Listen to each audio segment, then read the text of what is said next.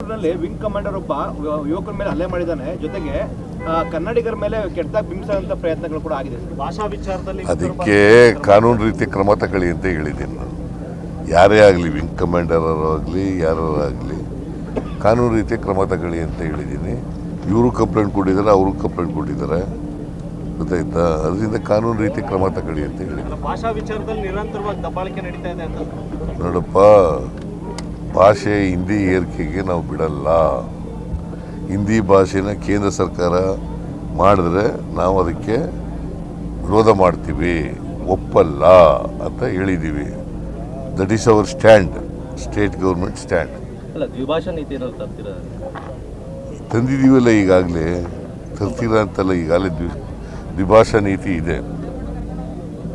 ಮಾತೃಭಾಷೆ ಮತ್ತು ಇಂಗ್ಲೀಷ್ ಭಾಷೆ ಇದೆ. ಹಿಂದಿನೂ ಕಲಿಯೋ ಅವಕಾಶ ಇದೆ ಅದಕ್ಕೆ.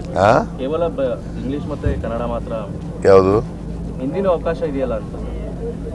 ಇಲ್ಲಿ ಹಿಂದಿ ಎಲ್ಲಿದೆ? ಹಿಂದಿ ಅವಕಾಶ ಇದೆ, ಆ ಕಾರಣಕ್ಕೋಸ್ಕರ ಈ ರೀತಿ. ನಾನು ತ್ರಿಭಾಷಾ ಸೂತ್ರ ಇಲ್ಲ. ನಾವು ಕನ್ನಡ ಮತ್ತು ಇಂಗ್ಲೀಷ್ ಅಷ್ಟೇ ಕಲಿಸೋದು.